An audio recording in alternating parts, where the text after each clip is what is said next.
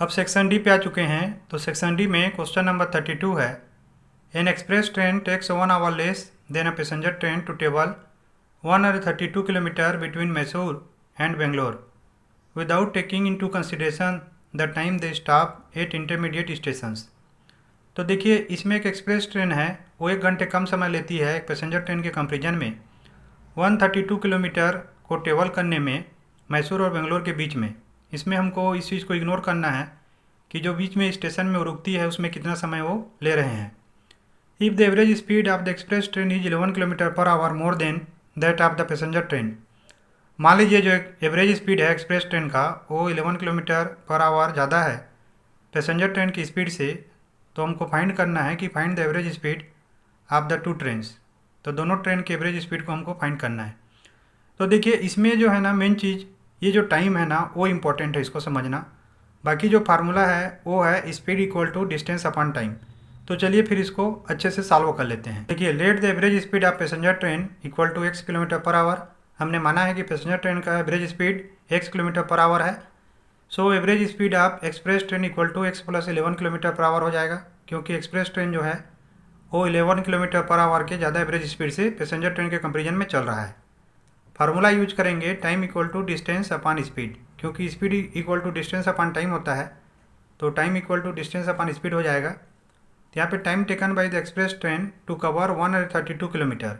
तो टाइम कितना लेगा एक्सप्रेस ट्रेन 132 किलोमीटर को कवर करने में, तो 132 डिस्टेंस हो गया और स्पीड क्या है x प्लस 11 आवर।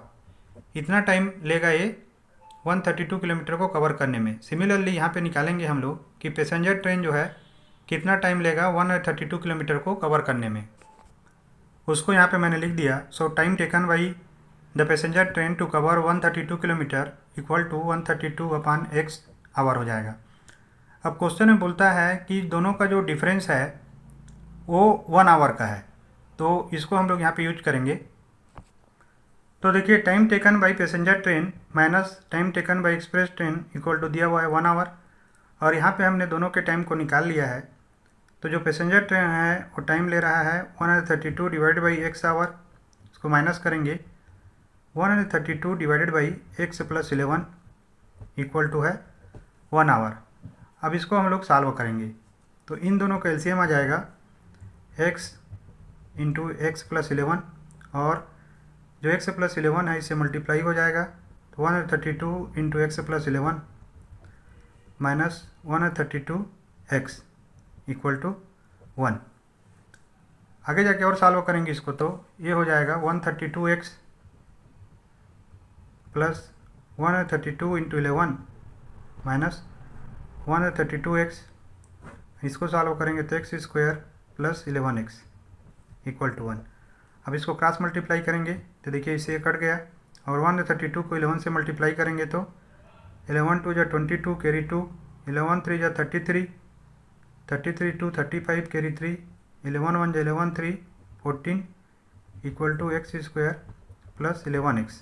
इसको इधर ट्रांसफ़र कर देंगे, तो इसको यहाँ पे बना लेते हैं। देखिए, तो x square plus 11x minus 1452 equal to 0।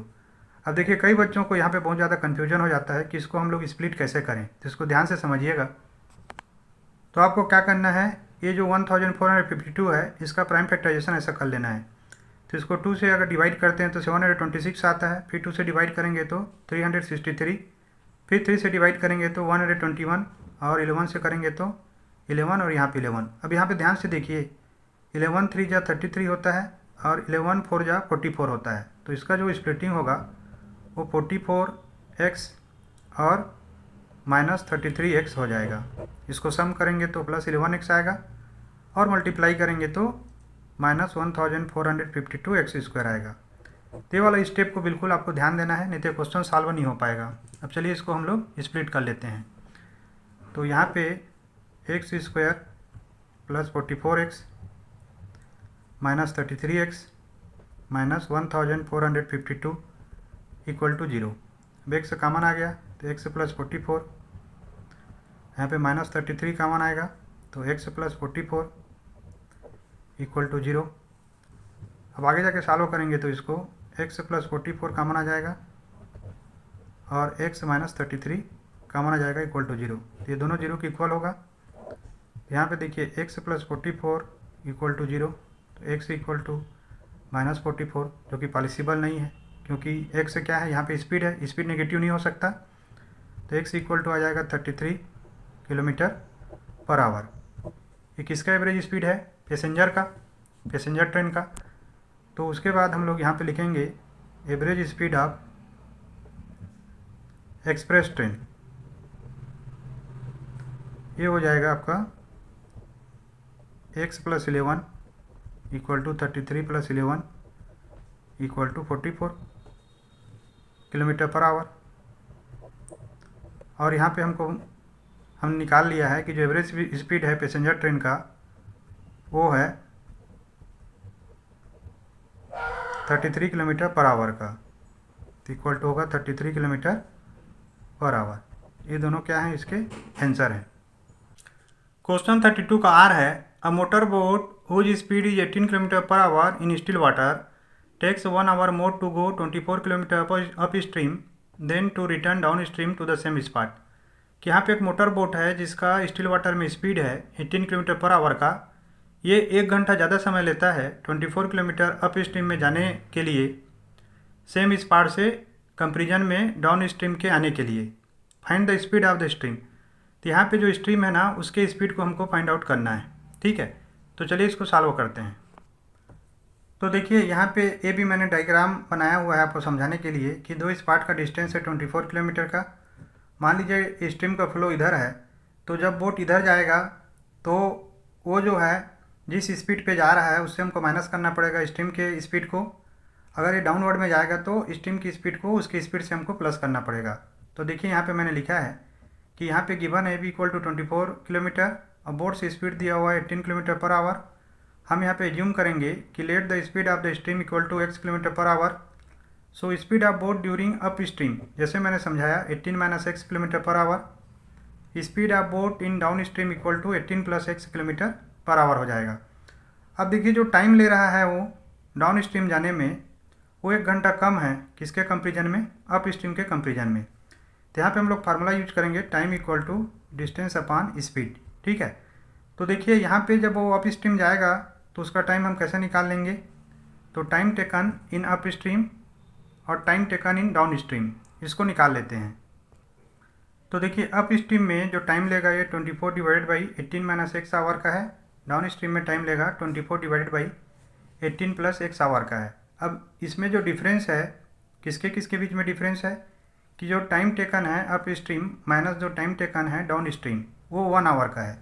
तो इसको यहाँ पे लिखेंगे according to question 24 divided by 18 minus x minus 24 divided by 18 plus x equal to 1। अब इसको सॉल्व करेंगे तो देखिए सबसे पहले 24 कॉमन आ जाएगा और इन दोनों का एलसीएम हो जाएगा 18 minus x into 18 plus x और ऊपर में हो जाएगा 18 plus x minus 18 plus x equal to 1। 24 को इधर ट्रांसफ़र कर देंगे तो ये 1/24 हो जाएगा। यहाँ से 18 से 18 कैंसिल हो गया तो 2x डिवाइड बाई ये a minus B A plus B है तो 18 square minus x square equal to 1/24। और इसको जाके सॉल्व करेंगे तो इधर ट्रांसफ़र करेंगे तो माइनस एक्स स्क्वायर प्लस 18 का स्क्वायर होता है 324 इक्वल टू 48x। इसको और सॉल्व करेंगे तो इधर ट्रांसफ़र करेंगे तो x square plus 48x minus 324 equal to 0। अब देखिए इसको स्प्लिट करना है हमको, माइनस 324x स्क्वायर को ऐसा स्प्लिट करना है कि सम करें तो प्लस 48x आए और मल्टीप्लाई करें तो माइनस 324x स्क्वायर आए। तो इसको हम लोग पहले प्राइम फैक्टराइज कर लेते हैं। अब यहाँ पे देखिए 3 3 जा 9, 9 3 जा 27 और 27 2 जा 54। तो एक यहाँ पे हमको टर्म मिलेगा 54 और दूसरा मिलेगा 6। ठीक है, तो यहाँ पे प्लस 54 और माइनस 6 से करेंगे माइनस ये प्लस 54x और माइनस 6x। तो इसको सम करेंगे तो 48x आएगा और प्रोडक्ट करेंगे तो माइनस 324x स्क्वायर आएगा। तो इसको यूज कर लेते हैं तो x square plus 54x minus 6x minus 324 equal to 0। यहाँ पे x कॉमन आ गया तो x प्लस 54 माइनस 6 कॉमन आ गया तो x प्लस 54 इक्वल टू 0। अब यहाँ पे x प्लस 54 कॉमन आ जाएगा और इधर हो जाएगा x माइनस 6 इक्वल टू 0। तो यहाँ पे x का दो वैल्यू आएगा, x इक्वल टू माइनस 54 और x इक्वल टू 6। तो देखिए जो स्पीड है स्ट्रीम का वो नेगेटिव तो हो नहीं सकता, तो इसलिए ये वैल्यू नहीं होगा। इसमें स्ट्रीम का जो वैल्यू है स्पीड है वो 6 किलोमीटर पर आवर है। तो इसको आंसर में लिखेंगे so speed of the stream equal to 6 kilometre per hour. Question 33 है कि prove that if a line is drawn parallel to one side of a triangle to intersect the other two sides in distinct points the other two sides are divided in the same ratio. इसमें prove करना है कि एक line अगर वो parallel draw की जाती है किसी ट्रायंगल के एक साइड से, तो ये अदर टू साइड्स को जो कि डिस्टिंक्ट पॉइंट पे इंटरसेक्ट कर रही है उसको ये सेम रेशियो में डिवाइड करेगी। तो ये बीपीटी है ना, इसमें तो आपको कन्फ्यूजन नहीं होना चाहिए। उसके बाद बोलता है कि in the figure find E C, हमको ई सी को फाइंड आउट करना है। If A D upon D B equal to A E upon E C using the above theorem. तो ये जो बीपीटी थ्योरम है उसको यूज करके हमको यहाँ पे ई सी को फाइंड करना है। तो सबसे पहले बीपीटी थ्योरम को हम लोग प्रूव करते हैं। तो देखिए इसमें गिवन क्या है, अ ट्रायंगल ए बी सी, जैसे कि आप डायग्राम देख रहे हैं, ऐसा एग्जाम में आपको बनाना पड़ेगा। तो triangle A B C in which D E, ये जो डी है पैरेलल है बी सी के, ये हमको क्वेश्चन में दिया हुआ है। And intersects A B in D and A C in E, और ए बी को डी पे इंटरसेक्ट कर रहा है और ए सी को ई पे इंटरसेक्ट कर रहा है। हमको टू प्रूव करके लिखना है कि A D upon D B equal to A E upon E C. फिर इसमें हमने कंस्ट्रक्शन किया हुआ है कि ज्वाइन बी को ज्वाइन किया, सी डी को ज्वाइन किया एंड ड्रा। इसमें हमने ड्रा किया हुआ है दो परपेंडिकुलर ई एफ और डी जी, है ना। ई एफ परपेंडिकुलर है ए डी के ऊपर और डी जी परपेंडिकुलर है ये सी ए के ऊपर, ठीक है। उसके बाद प्रूफ में हम लिखेंगे यहाँ पे कि since E F is perpendicular to A B, E F जो है ना ए बी के ऊपर परपेंडिकुलर है, therefore E F is the height of triangles A D and D B. यही इंपॉर्टेंट है ना कि जो ई एफ है, ये जो ई एफ है ना, दो ट्रायंगल का हाइट है। ये तो ए डी का हाइट है ही है, ये जो ट्रायंगल डी बी ई है उसका ये हाइट है। इसके बाद हम लोग यहाँ पे एरिया वाला फार्मूला लगाएंगे। तो यहाँ पे देखिए एरिया ट्रायंगल ए डी ई क्या होगा, half into base into height. Half into इसका जो बेस है वो ए डी है, यहाँ पे देखिए इसका जो बेस है ए डी है और हाइट जो है ना वो ई एफ है। सिमिलरली ये जो ट्रायंगल डी बी है इसका बेस डी बी है और हाइट जैसे मैंने बताया वो ई एफ है। तो उसको यहाँ पे हम लोग लिख लेंगे कि यहाँ पे देखिए area triangle D B equal to half into base into height equal to half into D B into E F. उसके बाद इन दोनों का रेशियो करेंगे, area triangle A D divided by area triangle D B equal to half A D into E F divided by half D B into E F. Half half cancel हो गया, E F cancel हो गया, यहाँ पे मिला हम लोगों को A D upon D B. अब सेम चीज़ को रिपीट करेंगे हम लोग इन दोनों ट्रायंगल के लिए। ये जो ट्रायंगल ए डी ई है उसका ए ई साइड पे जो हाइट है वो डी जी है, और ये जो ट्रायंगल है ई डी सी है ना इसके लिए। तो उसी को यहाँ पे हमने लिख लिया कि area triangle A D E divided by area triangle D E C equal to half into A E into D G divided by half into E C into D G. तो डी जी cancel हो गया, half half cancel हो गया। यहाँ पे हमको क्या मिला, ए ई अपान ई सी। इसके बाद एक बहुत ही इंपॉर्टेंट थ्योरम को यहाँ पे हम लोग यूज करेंगे। तो ये थ्योरम है कि जो ट्रायंगल डी बी है और ट्रायंगल डी सी है are on the same base D and between the same parallels D E and B C. तो यहाँ पे ध्यान से देखेंगे इस डायग्राम को, तो यहाँ पे ये जो दोनों ट्रायंगल हैं, ये जो ट्रायंगल डी बी है और ट्रायंगल डी सी है, ये दो पैरेलल और सेम बेस डी के ऊपर बेस्ड है। तीन दोनों का एरिया जो है ना वो इक्वल होगा। तो यहाँ पे देखिए area triangle D B equal to area triangle D E C. अब इसको हम लोग रेसिप्रोकल कर देंगे। तो यहाँ पे मैंने लिख दिया 1 upon area D B triangle 1 upon area triangle D E C taking reciprocals to both sides. अब इसमें जो न्यूमरेटर है दोनों साइड में हम लोग एरिया ट्रायंगल ए डी को मल्टीप्लाई कर देंगे। तो यहाँ पे मैंने मल्टीप्लाई कर दिया area triangle A D divided by area triangle D B equal to area triangle A D divided by area triangle D C multiplying both sides by area triangle A D.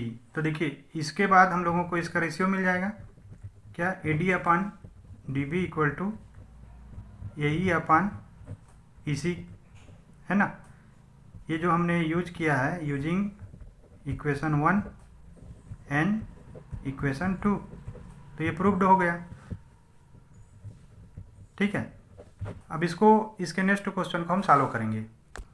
अब यहाँ पे देखिए हमने इसको prove कर लिया, AD upon DB equal to AE upon EC। यहाँ पे AD है 2 सेंटीमीटर, यहाँ 2 पुट कर देंगे, DB है 6 तो 2/6 इक्वल टू AE 3 है, और EC हमको फाइंड आउट करना है। तो 2 1 जा 2, 2 3 जा 6, इसको क्रॉस मल्टीप्लाई करेंगे तो देयरफॉर EC इक्वल टू हो जाएगा 3 × 3 इक्वल टू 9 सेंटीमीटर स्क्वायर। ठीक है, तो EC इक्वल टू हमको 9 सेंटीमीटर स्क्वायर मिल गया। क्वेश्चन 34 है, a pen stand made of wood is in the shape of a cuboid with 4 conical depressions to hold pens. तो देखिए यहाँ पे एक पेन स्टैंड दिया हुआ है जो कि एक क्यूबाइड के शेप में है, और इसमें 4 कोनिकल डिप्रेशन है 1 2 3 4, जिसमें ये पेन को होल्ड कर सके। The dimensions of the cuboid are 15 centimetre by 10 centimetre by 3.5 centimetre. तो देखिए ये जो क्यूबाइड है उसका जो डायमेंशन है, लेंथ है 15 सेंटीमीटर का, इसका जो ब्रेथ है 10 सेंटीमीटर का है, हाइट 3.5 सेंटीमीटर का है। उसके बाद बोलता है the radius of each of the depressions is 0.5 centimetre. तो ये जो डिप्रेशन का रेडियस है वो 0.5 सेंटीमीटर है, and the depth is 1.4 centimetre, और ये जो डिप्रेशन है उसका जो डेप्थ है 1.4 सेंटीमीटर है। तो find the volume of would in the entire stand. तो ये पूरे स्टैंड में हमको वॉल्यूम ऑफ वुड को निकालना है। तो देखिए बहुत इजी क्वेश्चन है। क्या करना है, सबसे पहले वॉल्यूम ऑफ क्यूबाइड निकाल लेंगे, उसके बाद ये जो कोन है कोनिकल शेप में है, तो चारों के कोनिकल शेप का जो वॉल्यूम है उसको कैलकुलेट करके वॉल्यूम ऑफ क्यूबाइड से हम लोग माइनस कर देंगे।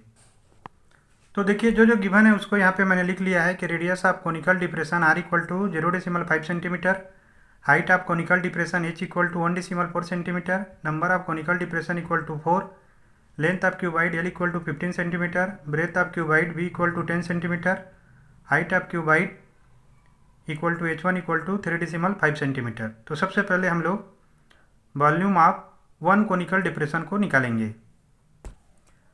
तो देखिए इसका फार्मूला होता है 1/3 पाई R स्क्वायर H।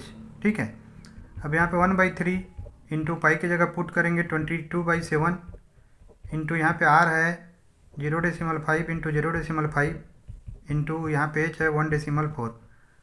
तो 3 1 जा 3, 7 1 जा 7, सॉरी 7 2 जा 14, ये हो जाएगा।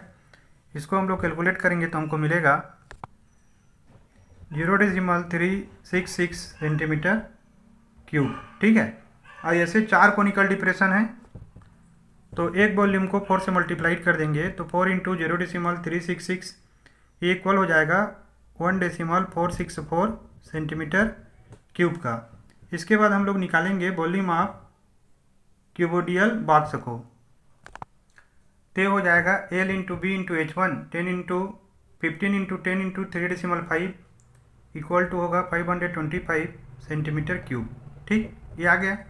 अब हमको क्या करना है, ये जो वॉल्यूम ऑफ क्यूबोडियल बॉक्स में इसको माइनस करना है, तो इसको लिख देंगे remaining volume of box equal to volume of cuboidal box minus volume of 4 conical depressions, तो इक्वल हो जाएगा 525 centimetre cube minus 1.464 centimetre cube. तो इसका आंसर हम लोग को मिल जाएगा 523.5 सेंटीमीटर क्यूब। ये इसका क्या होगा, आंसर होगा। क्वेश्चन 34 का R है, Ramesh made a bird bath for his garden in the shape of a cylinder with the hemispherical depression at 1 in। तो देखिए यहाँ पे ध्यान से देखेंगे तो रमेश जो है ना एक बर्ड बाथ के लिए टब बना रहा है जो कि एक सिलेंडर के शेप में है, जिसमें एक हेमिस्फेरिकल का डिप्रेशन बना हुआ है। यहाँ पे ध्यान रखेंगे ना, नीचे का जो पार्ट है ना इस सिलेंडर का ये खोखला है ना, केवल और केवल इसमें हेमिस्फेरिकल डिप्रेशन है। तो ये जो नीचे का जो सर्कल है उसके एरिया को इसमें कैलकुलेट नहीं करना है। अब इसमें आगे बोलता है the height of the cylinder is 1.45 metre. जो सिलेंडर का हाइट है 1.45 मीटर है, and its radius is 30 centimetre, और जो रेडियस है 30 सेंटीमीटर है। तो बोलता है find the total surface area of the bird bath. तो जो टोटल सरफेस एरिया कितना होगा, curve surface area of cylinder होगा क्योंकि नीचे का पार्ट जो है छूटा हुआ है, और curve surface area of hemisphere होगा। तो उसी को लिख लेना है कि let capital H be the height of the cylinder and small R is the common radius of the cylinder and hemisphere, कि हमने कैपिटल एच को हाइट ऑफ सिलेंडर माना है और स्मॉल आर को कॉमन रेडियस माना है सिलेंडर और हेमिस्फीयर का। तो उसके बाद देखिए जैसे हमने समझा है, then the total surface area equal to curved surface area of cylinder plus curved surface area of hemisphere. तो टोटल सरफेस एरिया क्या होगा, curved surface area of cylinder होगा और curved surface area of hemisphere होगा। तो cylinder का cot surface area होता है 2πRh, यहाँ पे कैपिटल एच लेना है, प्लस हेमिस्फीयर का कॉट सरफेस एरिया होता है 2πr²। ठीक है, क्योंकि हेमिस्फीयर ऊपर से खोखला है ना, पेक्ड नहीं है। अब इसमें देखिए कॉमन क्या आ जाएगा, 2πr कॉमन आ जाएगा, in bracket r plus H बचेगा। इसको आगे सॉल्व करेंगे तो 2 × 22/7 इंटू आर का वैल्यू है यहाँ पे 0.3 और ब्रैकेट में होगा 0.3 प्लस 1.45। इसको हम लोग सॉल्व करेंगे तो हमको मिल जाएगा 3.3 मीटर स्क्वायर। ये क्या है, इसका आंसर है। क्वेश्चन 35 है, a life insurance agent found the following data for distribution of edges of 100 policy holders. तो एक लाइफ इंश्योरेंस एजेंट है, उसने जो डाटा यहाँ पे दिया हुआ है उसको पाया कि ये एजेज का डिस्ट्रीब्यूशन कैसा है उसके जो 100 पॉलिसी होल्डर्स हैं। कैलकुलेट द मीडियन एज, तो इसमें मीडियन एज को कैलकुलेट करना है। ई policies are given only to persons having age 18 years onwards but less than 60 years. तो जो पॉलिसी दिया जा रहा है वो किनको दिया जा रहा है, जिनका उम्र 18 से ज़्यादा हो लेकिन 60 से कम हो। तो यहाँ पे देखिए एक पूरा का पूरा डिस्ट्रीब्यूशन टेबल बना हुआ है, तो इसमें हमको मीडियन का फार्मूला लगा के इसको सॉल्व करना है।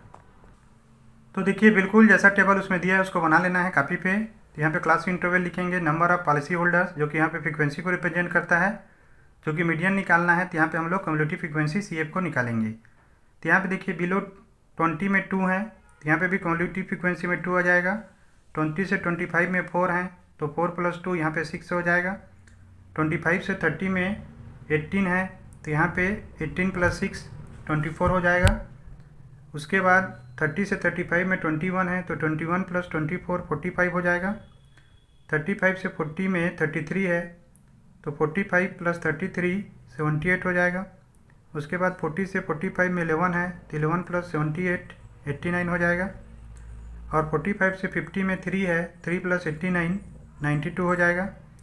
और 50 से 55 में 6 है, तो 92 + 6 98 हो जाएगा। और 55 से 60 में 2 है, तो 98 + 2 100 हो जाएगा। यहाँ पे हमको कम्युलेटिव फ्रीक्वेंसी 100 मिल गया। तो मीडियन क्लास के लिए हम लोग जो निकालते हैं वो मीडियन क्लास वाला क्लास कैसे निकालते हैं, n/2। तो यहाँ पे n क्या है, 100 है, तो 100/2 = 50। अब यहाँ पे देखिए 50 किस में आ रहा है, ये 78 वाले में आ रहा है, क्यों 45 के बाद 50 वाला। तो ये जो है ना मीडियन क्लास होगा और ये मीडियन क्लास का फ्रीक्वेंसी होगा और ये मीडियन क्लास होगा 35 और 40। तो सबसे पहले मीडियन क्लास का हम लोग फार्मूला को लिख लेते हैं। तो देखिए यहाँ पे मीडियन क्लास 35 से 40 है। क्लास साइज एज जो है ना इसको निकालते हैं upper limit minus lower limit. जैसे 40 - 35 करेंगे तो एज 5 आ गया। Lower limit of median class, यहाँ पे देखिए मीडियन क्लास का लोअर लिमिट 35 है।